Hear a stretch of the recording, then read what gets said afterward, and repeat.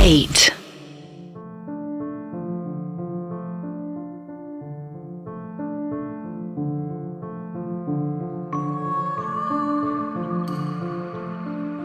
शैतान की मूर्ति खंड खंड हो चुकी थी। चांद जो भी पूरा था वो अब बादलों के पीछे जाने लगा। हवाएं और तेज हो गई और गांव वाले बिना रुके उस मूर्ति को तोड़ने में लगे हुए थे।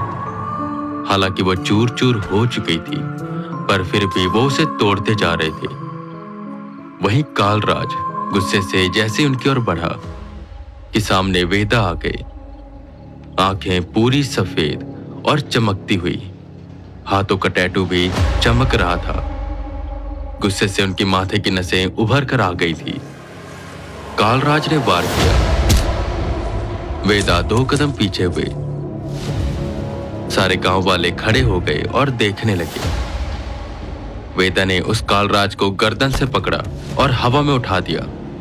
कालराज ने अपना पंख फैलाया और उड़कर भागने की कोशिश करने लगा, पर वेदा की पकड़ बहुत मजबूत थी। उन्होंने उसे जमीन पर पटका और जाकर उसकी छाती पर पैर रख दिया। क्या बोल रहा था? मेरे खून से उस लड़की को नहलवाएगा, मेरे मांस को उस शैतान को खिलवाएगा। तू अब देख मैं तेरा क्या हाल करता हूं। वेदा ने उसके हाथ को पकड़ा और घसीटकर उसको उस पेड़ के पास लेकर आए जहां पर धागे बंधे हुए थे। वेदा ने उसे उठाया और जोर से उस पेड़ पर मारा। बाद में रस्सी मंगवाई और पेड़ से अच्छे से बांध दिया। छोड़ दे, जाने दे मुझे। अगर तुझे लग रहा है कि शैतान मारा जा चुका है, खत्म हो चुका है, तो तू गलत है। मुखिया की बेटी के अंदर वो अभी भी जिंदा है और वो बस बाहर आने वाला है। जरा गौर से देख, बिजली कड़क रही है, चांद छुप चुका है, हवाएं अपना रुख बदल चुकी हैं, वो आने वाला है। वेदा ने उसे कसकर एक थप्पड़ मारा और यहां वहां देखने लगे, पर वो लड़की कहीं पर थी नहीं। जब वेदा को वो लड़की नहीं दिखाई दी तो वो परेशान हुए। उन्होंने गांव वालों को कहा कि उसे ढूंढो। सब उसे ढूंढने लगे। वेदा भी उसे ढूंढने में लगे हुए थे कि एकदम से उनके दिल की धड़कन बढ़ी। खेतों की तरफ से उन्हें गहरे लाल रंग का धुआं उठता हुआ दिखाई दे रहा था। तभी मुनवा की आवाज आई, मुखिया जी, सुरभि यहाँ है, जल्दी आइए। सब भागकर वहां पर आए। वेदा भी पीछे पीछे गए तो सब ये देखकर हैरान हो गए कि सुरभि यानी मुखिया की बेटी ने अपने आप ही अपनी कोख से बच्चा निकाल दिया है। चारों तरफ खून ही खून था और वो अपने उस फटे कपड़ों से उस बच्चे को पोंछ रही थी। वो बच्चा कुछ तो अलग था, देखने में गोरा चिट्टा और बिल्कुल सुंदर। उसके बाल बहुत सिल्की से लग रहे थे और देखने में ऐसा नहीं लग रहा था कि वो कोई नवजात शिशु है, बल्कि ऐसा लग रहा था कि वो 1-2 साल का बच्चा है। वो बड़े ही अजीब तरह से हंस रहा था। ए सुरभि, तेरा बच्चा नहीं है, शैतान है, मार दे उसको, नहीं तो हम सबको मार देगा वो। मुखिया जी ने कहा, जिस पर सुरभि उस बच्चे को अपने सीने से लगाकर कहती है, नहीं, ये हमारा बच्चा है, हम नहीं मारेंगे इसको। ये कौनो शैतान नहीं है, ये तो राजा बेटा है। चले जाओ सब लोग यहां से, कोई मेरे बच्चे को छुएगा नहीं। वेदा अब डरने लगे क्योंकि वो एक शैतान का बच्चा था। उसकी शक्तियां अभी पूर्ण नहीं थी, पर फिर भी वो बहुत ताकतवर लग रहा था। सुरभि के अंदर मां की ममता जाग चुकी थी, तो वो उस बच्चे को देना नहीं चाहती थी। सब उसे कह रहे थे कि सुरभि बच्चा हमें दे दे, पर सुरभि ये मानने को तैयार नहीं थी क्योंकि वो जानती थी कि वो इस बच्चे को मार देंगे। जब गांव वालों ने बहुत जिद करी तो सुरभि उस बच्चे को लेकर वहां से भागने लगी। गांव वाले उसका पीछा करते। वेदा बस खड़े ये सोच रहे थे कि वो क्या करे कि तभी सुरभि जमीन पर गिरी और बच्चा दूर जाकर गिरा और रोने लगा। सुरभि भी जोर जोर से रोने लगी। गांव वाले ये बच्चे को मारने जा रहे थे कि तभी तेज हवा के झोंके की तरह कालराज आया। वेदा उसकी ओर भागे पर उस बच्चे को उठाकर वहां से उड़कर चला गया। वेदा उसका बहुत देर तक पीछा करते रहे पर वो गायब हो गया और वो उसकी एनर्जी भी सेंस नहीं कर पा रहे थे। अबे यार, निकल गया हाथ से, ये तो बहुत बड़ा अनर्थ हो गया। गांव वाले वेदा से माफी मांगते हैं उन्होंने जो भी किया आज तक।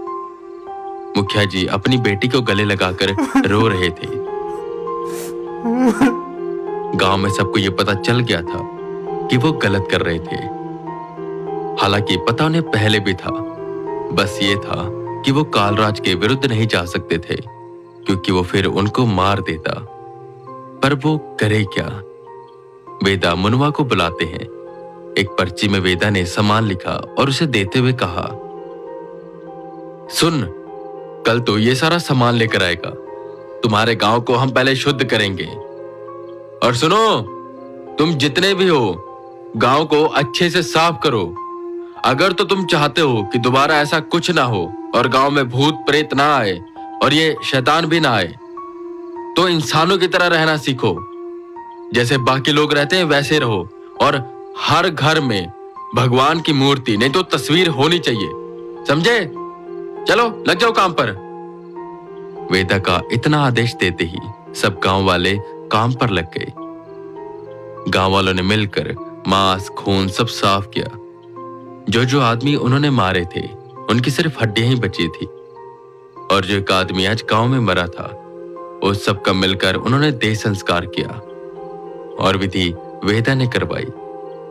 काले धागे जलाए गए, हड्डियां जलाई गई, पेड़ को अच्छे से साफ किया गया। सबने अपने अपने घर साफ किए और ये करते करते सुबह हो गई। वेदा ने सबको स्नान करने को कहा। मुनवा सामान लेकर आ गया। वेदा ने हवन किया, गांव में गंगा जल छिड़का, सबके घरों में भगवान की तस्वीरें लगवाई और जाते हुए मुखिया जी से कहा,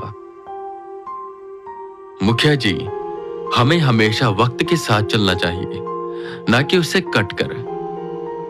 जरा गांव से बाहर निकलो तो आपको पता चलेगा कि जमाना कितना आगे आ चुका है। बिजली आ चुकी है, खाना गैस पर बनता है और लोग यहां से वहां जाने के लिए मोटर बाइक्स यूज करते हैं।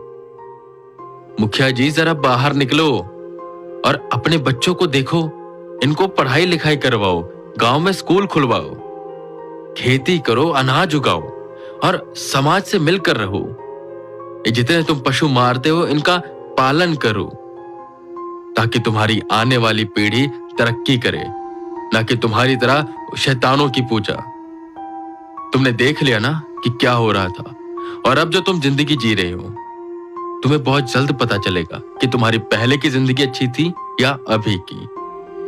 और हाँ, रही शैतान की बात, वो कहीं तो छुप कर बैठा है, कोई बात नहीं, उसे मैं ढूंढ लूंगा। और मुनवा को मैंने अपना फोन नंबर दे दिया, अगर वो आता है या कुछ भी होता है तो मुझे फोन करिएगा। और हाँ, फोन करने के लिए ना जाइए, फोन लेकर आइए, थोड़ा समाज के साथ मिलकर रहिए। चलिए चलता हूं मैं। इतना बोल वेदा वहां से निकल गई। हालांकि उनका आधा काम हो गया था। सुरभि अब पहले से ठीक थी, बस इतना कुछ हुआ था तो वो आराम कर रही थी। गांव के सब लोगों को उन्होंने मुक्त करवा दिया था, पर एक चीज रह गई थी, वो शैतान। वो कहीं ना कहीं चला गया था और वेदा उसका जिम्मेदार खुद को मान रहे थे, क्योंकि अगर वो कालराज को उसी समय मार देते तो शायद वो भाग ना पाता। पर कोई बात नहीं, वेदा ने मन में ठान लिया था कि वो शैतान को ढूंढकर अपने हाथों से उसे मारेंगे और उस कालराज को भी।